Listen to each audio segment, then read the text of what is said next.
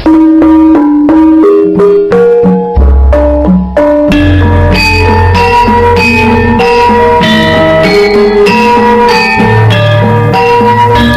lagi sobat, melanjutkan kisah keris Naga Sasra dan Sapu Inten untuk sobat semua.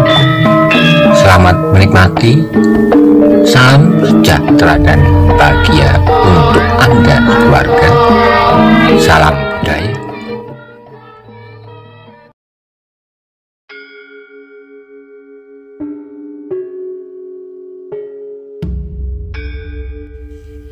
Pada episode sebelumnya dikisahkan ketika Mas Karepet sedang berbicara dengan Putri Sekar Kedaton di halaman Keputren. Tiba-tiba datang seseorang dengan muka tertutup menghampiri mereka berdua. Kemudian orang itu mengancam Mas Karepet. Bagaimana kisah selanjutnya? Simak bersama-sama.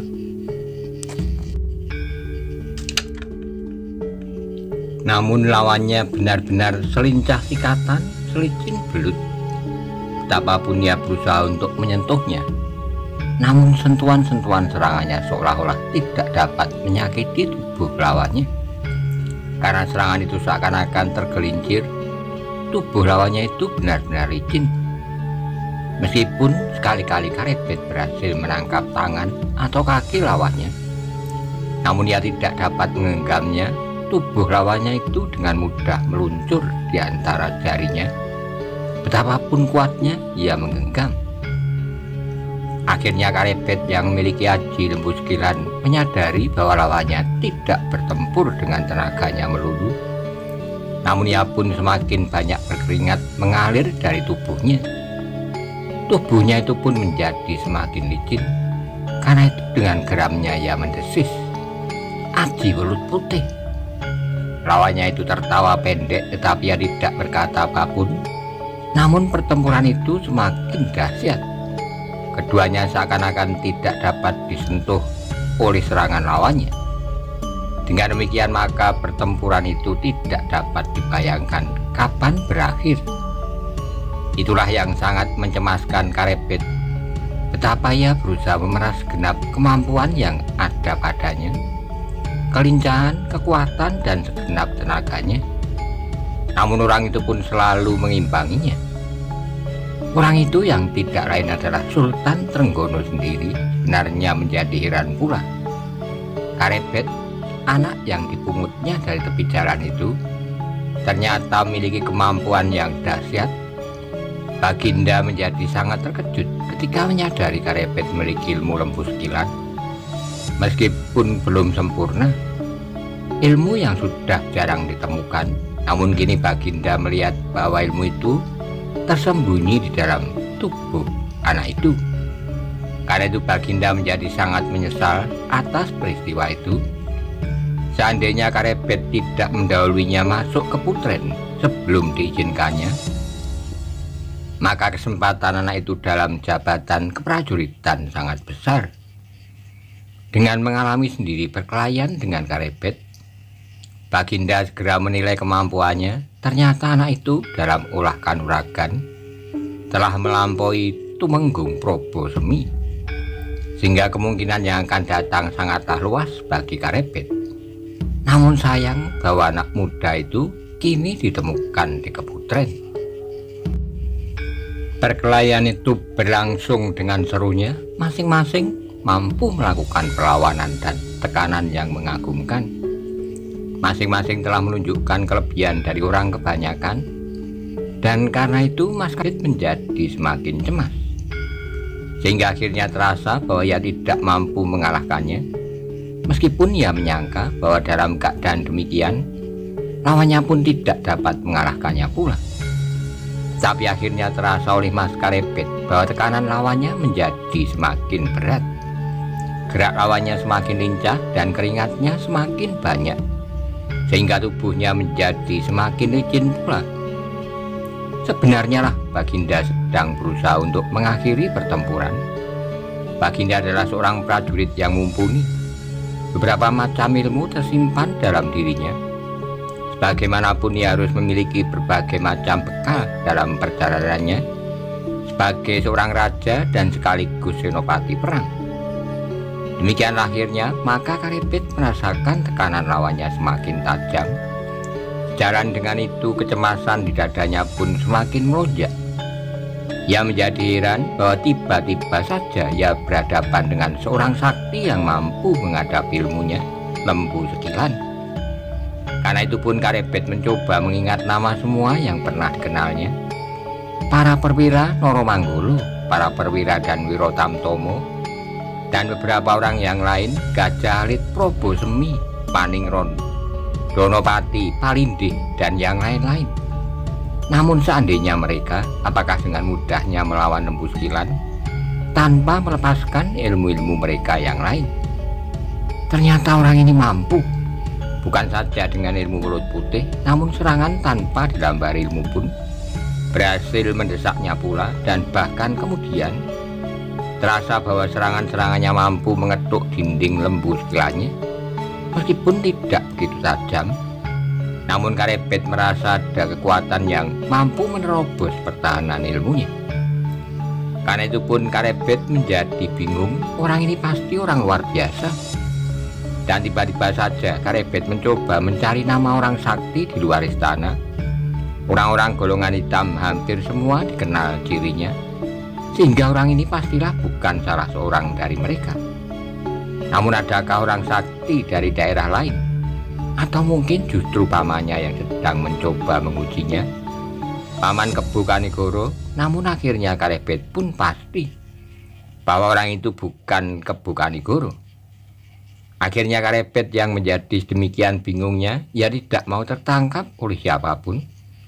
Karena itu ia tidak punya pilihan lain daripada melumpuhkan orang itu, kemudian menyembunyikan putri di keputren dan membuat cerita yang masuk akal tentang seorang memasuki istana berkerudung ikat kepala.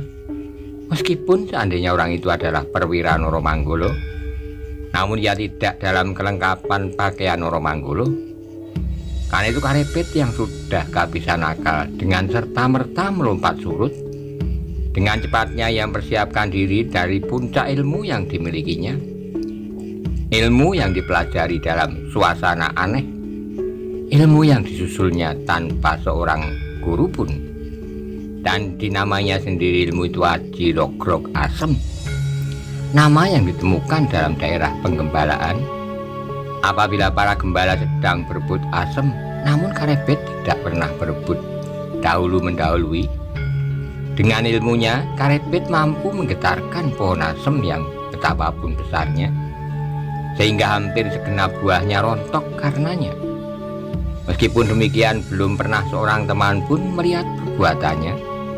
Mereka hanya menyangka bahwa angin pusaran telah merontokkan pohon asam itu. Ilmu itu pada dasarnya berpangkal pada pengungkapan kekuatan. Namun ilmu Karebet tidak saja mendasarkan pada kekuatan yang mampu meremukkan iga, namun juga mampu meremas tulang-tulang lawannya, memutar tubuh lawannya, sehingga tulang belakangnya patah. Itulah keajaiban ilmu Rogrog Asem, ilmu dari seorang anak gembala yang aneh bernama Mas Karebet. Kali ini Karebet tidak melihat kemungkinan lain betapapun liciknya Aji Mulut Putih. Namun ia yakin bahwa Rogrog Asem akan dapat menembusnya. Betapapun kuatnya orang itu, apabila tersentuh Aji Rogrog Asem, maka sudah pasti bahwa ia akan lumpuh. Sultan yang telah merasakan tekanan-tekanannya berhasil menjadi heran melihat Karebet melompat mundur. Ia melihat anak itu menggosokkan kedua telapak tangannya. Kemudian dengan garangnya, anak muda itu melompat dengan kaki renggang, menekuk kedua lututnya, siap melontarkan sebuah serangan. Baginda yang telah kenyang makan garam perkelahian dan pertempuran itu pun segera mengenal bahwa anak muda itu telah siap dalam puncak ilmunya. Karena itu Sultan pun menjadi cemas. Ia belum dapat menilai sampai berapa jauh ilmu yang dimiliki Karebet. Kalau kemudian Baginda melawan ilmu itu dengan ilmunya yang didasari dengan kekuatan dan tenaga, Apakah kira-kira yang akan terjadi? Seandainya ilmu itu tidak seimbang dan ilmu Baginda jauh lebih dahsyat dari ilmu lawannya, maka terjadi suatu pembunuhan dan Baginda tidak ingin membunuhnya. Membunuh anak sangat menarik perhatiannya itu. Karena itu Baginda tidak segera menerapkan ilmu yang dahsyat yang dinamainya Bojrogeni.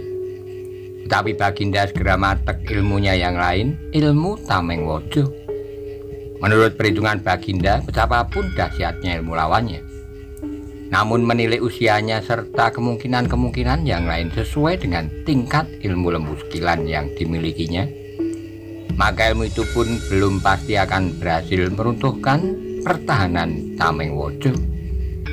Maka dengan demikian ketika Baginda melihat Karebet meloncat sambil mengayunkan ilmunya, Rok-rok asem, justru Baginda berdiri tegak bertolak pinggang dengan wajah yang tegang. Baginda mengeterapkan ilmunya Aji Tameng Wojo dalam puncak kekuatannya. Sesaat kemudian terjadilah benturan dahsyat. Benturan dari ilmu Mas Karebet yang disebutnya Rok-rok asem menghantam benteng pertahanan Baginda dalam ilmu Tameng Wojo. Baginda telah dipenuhi berbagai pengalaman dan pengetahuan dari berbagai macam ilmu. Terkejut mengalami hantaman Aji Rok-rok asem. Aji yang diantarkan oleh seorang anak muda yang pantas menjadi anaknya. Terasa dada Baginda sebuah benturan yang seakan-akan merontokkan seluruh iganya. Karena itu dengan mata yang berkunang-kunang, Baginda terdorong beberapa langkah surut. Terasa nafasnya menjadi sesak dan hampir tidak dapat menguasai keseimbangan. Dengan terhuyung-huyung akhirnya Baginda berhasil tegak dalam keadaan keseimbangan yang mantap. Maka kini Baginda itu berdiri dengan kokohnya di atas kedua kakinya yang merenggang. Meskipun debar di dadanya masih menggetarkan jantungnya, namun Baginda kini sudah mulai tenang kembali setelah mengalami guncangan-guncangan yang tajam. Tapi guncangan-guncangan tubuh Baginda itu masih belum menyamai guncangan perasaan Baginda. Hampir Baginda tak percaya seandainya Baginda sendiri tidak merasakan bahwa isi dadanya seakan-akan menjadi rontok karena anak muda itu ternyata memiliki kedahsyatan ilmu yang mengagumkan. Sejak semula Baginda memang telah mengira bahwa anak yang mampu melompat mundur, melampaui berumbang sambil berjongkok pasti bukan anak kebanyakan. Namun Baginda sama sekali tidak menyangka bahwa anak itu menyimpan ilmu yang sedemikian dahsyat. Tapi alangkah menyesalnya Baginda bahwa anak itu berada di keputren di malam hari tanpa setahu Baginda. Pada saat benturan itu terjadi, Karebet pun terkejut bukan kepalang Aji Rok-rok asem yang mampu merontokkan buah-buah asem pada batangnya, yang sebesar apapun ternyata hanya mampu mendorong surut lawannya beberapa langkah. Bahkan tangannya seakan-akan telah membentur selapis dinding baja yang sama sekali tak tergoyahkan, sehingga kekuatan yang tersalur lewat tangannya itu sebagian telah melontar kembali melemparkan Karebet beberapa langkah mundur. Bahkan kemudian terasa tangannya nyeri dan nafasnya menjadi sesak. Saat Karebet berdiri kaku, kepalanya menjadi pening, dan seakan-akan bintang-bintang di langit berterbangan turun mengerumuni kepalanya. Ketika perlahan-lahan kesadarannya telah pulih kembali, dilihatnya lawannya masih tegak beberapa langkah di hadapannya. Betapa Karebet menjadi semakin marah, sehingga matanya seakan-akan menjadi menyala. Baginda, seorang yang memiliki berbagai pengetahuan, kini sekali lagi terkejut ketika ditatapnya mata Karebet. Mata itu benar-benar seperti mata kucing di malam yang gelap. Seakan-akan cahaya yang biru hijau mancar dari dalamnya. Dan karena itulah maka Baginda menjadi semakin menyesali keadaan. Anak itu benar-benar anak luar biasa. Dengan demikian Baginda menjadi semakin tertarik kepadanya. Tapi bagi seorang raja dan sebagai seorang ayah, Baginda tidak dapat membiarkan peristiwa ini terjadi tanpa persoalan. Sebab dengan demikian maka baik Baginda sebagai raja maupun sebagai ayah akan kehilangan nilai-nilainya yang wajar apabila persoalan yang tak pada tempatnya itu dibiarkan. Seandainya pada saat itu Baginda menjumpai orang lain, bukan Karebet dan tidak memiliki ilmu dahsyat Aji Rogrog Asem serta Lembus Kilat, serta dari matanya tidak membayang cahaya yang biru kehijauan, maka Baginda pasti sudah akan bersikap lain. Mungkin Baginda akan memaksa putrinya untuk masuk ke bilik bundanya dan menangkap anak itu sebagai seorang pencuri atau apapun yang masuk ke dalam istana. Dengan demikian maka orang itu akan dapat dihukum berat. Tapi kini yang dihadapinya adalah seorang anak muda yang jarang-jarang ditemuinya. Alangkah baiknya anak itu dalam kedudukannya dalam pasukan Wirotamtomo. Namun betapapun ia harus mendapat hukuman dari perbuatannya itu. Baginda tidak dapat berangan-angan, tiba-tiba ia melihat Karebet melompat seperti serigala lapar menerkam mangsanya. Namun Baginda bukan sekedar anak kambing yang hanya mampu mengembik. Ketika Baginda menyadari betapa bahayanya serangan yang masih dilambari dengan Aji Rogrog Asem, maka Baginda segera mengelak. Namun Baginda kini berhasrat untuk segera menyelesaikan perkelahian itu sebelum orang lain melihatnya. Sebab apabila orang lain melihat perkelahian itu, lihat putri dan Karebet, maka Baginda tidak akan menyelamatkan nama putrinya dari aib yang mencoreng kening, dan wajah Baginda pun akan tercoreng karenanya. Karena itu segera Baginda matekaji kebanggaannya Bojrogeni, aji yang ampuh bukan buatan. Namun Baginda benar-benar tidak mau membunuh atau melukai Karebet. Karena itu Baginda mengambil cara yang tidak berbahaya bagi lawannya. Dengan kecepatan yang tak disangka-sangka oleh Karebet, Baginda melontar menyusul arah lawannya yang terbang beberapa jengkal di sampingnya. Karena terkamannya dihindari dengan aji yang dahsyat itu, Baginda mukul Karebet, namun tidak pada tubuhnya. Baginda sengaja mengayun tangannya di wajah Karebet tanpa menyentuhnya. Tapi alangkah terkejutnya Karebet, Baginda tidak melepaskan aji Bojrogeni sepenuhnya. Namun getarannya telah cukup kuat untuk menggetarkan tubuh Karebet. Karebet pun terkejut bukan kepalang, terasa wajahnya seakan-akan disiram api. Karena itu maka dengan serta-merta ia melompat beberapa langkah surut. Dengan tubuh gemetar ia memandang orang yang sebagian wajahnya terselubung oleh kain ikat kepala itu. Dan didengarnya orang itu tertawa. Alangkah dahsyatnya, geram Karebet dalam hati. Tangannya sama sekali tidak menyentuh tubuhku, namun getaran serta panas ilmunya telah mampu menembus aji Lembus Kilan. Orang itu masih tertawa berkepanjangan meskipun tidak terlalu keras. Kemudian terdengar ia berkata, "Bagaimana Aji Lembus Kilan? Apakah kau masih akan membanggakan Aji Lembus Kilan? Yang setengah matang itu aku belum menyentuh kulit. Tapi agaknya kau telah merasakan akibatnya, bahwa kekuatan ajiku mampu menembus pertahanan Lembus Kilanmu." Karebet tidak menjawab. Dengan marahnya ia menggeram. Tapi ia benar-benar telah dapat mengambil suatu kepastian bahwa ia tidak akan mampu mengalahkan orang itu. Karena itu Karebet menjadi semakin cemas. Ia sama sekali tidak mencemaskan nasibnya, bahkan sampai mati sekalipun. Namun bagaimana kemudian dengan putri itu? Belum lagi ia menemukan cara untuk menyelamatkan putri itu, maka terdengar orang yang berdiri di hadapannya itu berkata, "Nah, apakah kau masih akan melawan? Jangan menyombongkan diri. Kau lihat aku masih tegak di hadapanmu," sahut Karebet. Desah orang itu.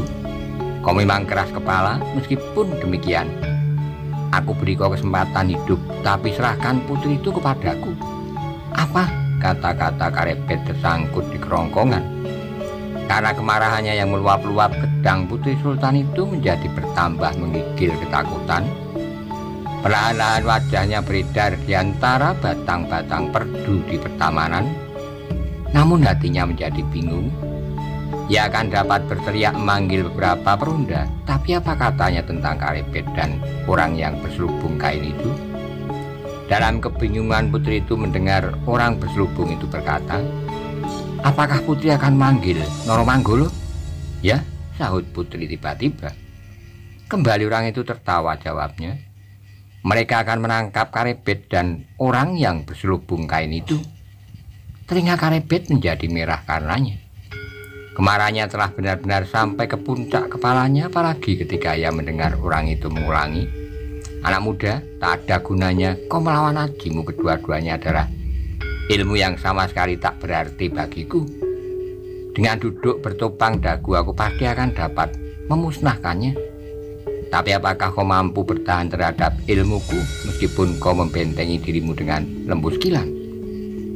Ya lagi Karebet mencoba melihat siapakah yang berdiri di hadapannya. Pamannya, Maeso Jenar? Pasti bukan. Mungkin orang sakti yang lain. Di istana tidak banyak dijumpai orang-orang yang pernah menggetarkan hatinya. Beberapa orang sakti dari para prajurit berbagai kesatuan telah dikenalnya. Dan orang ini bukanlah salah seorang dari mereka. Sebelum Karebet mampu memecahkan teka-teki itu, Karebet mendengar orang yang berdiri di hadapannya itu berkata pula, "Jangan menunggu aku marah, biarlah putri itu aku bawa." Kayak lagi Karebet menggeram, sautnya, "Lampaui dulu mayatku, baru kau bawa tuan putri." Orang itu mengurutkan keningnya, kemudian katanya, "Kau benar-benar keras kepala.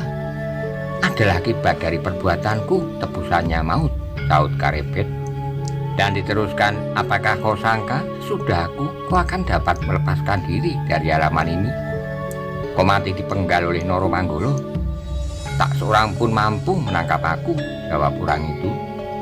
Karebet tidak, Gajah Ali tidak, dan Panji Dorowati pun tidak. Karebet menarik alisnya. Orang itu dapat menyebut beberapa nama perwira dari Noro Manggolo.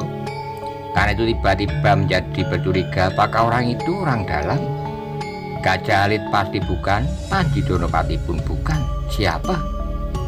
Dalam kebingungan itu kembali Karebet mendengar orang itu berkata, "Ayo Karebet, katakan kepadaku, siapakah dari seluruh Demak mampu mengalahkan aku?" Karebet benar-benar menggigil mendengar kata-kata itu. Hampir saja ia menyebut beberapa nama yang pernah dikenalnya di Karang Tumoritis. Namun niatnya diurungkannya, yang terdengar kemudian hanyalah gemeretak giginya beradu. Tapi seperti mendengar 1000 guntur meledak bersama di atas kepalanya. Kemudian Karebet mendengar orang itu berkata, "Karebet, katakan siapa yang mampu melawan Aji Bojrogeni." Bojrogeni, Bojrogeni. Tanpa sadar Karebet mengulangi kata-kata itu. "Ya," sahut orang itu pendek.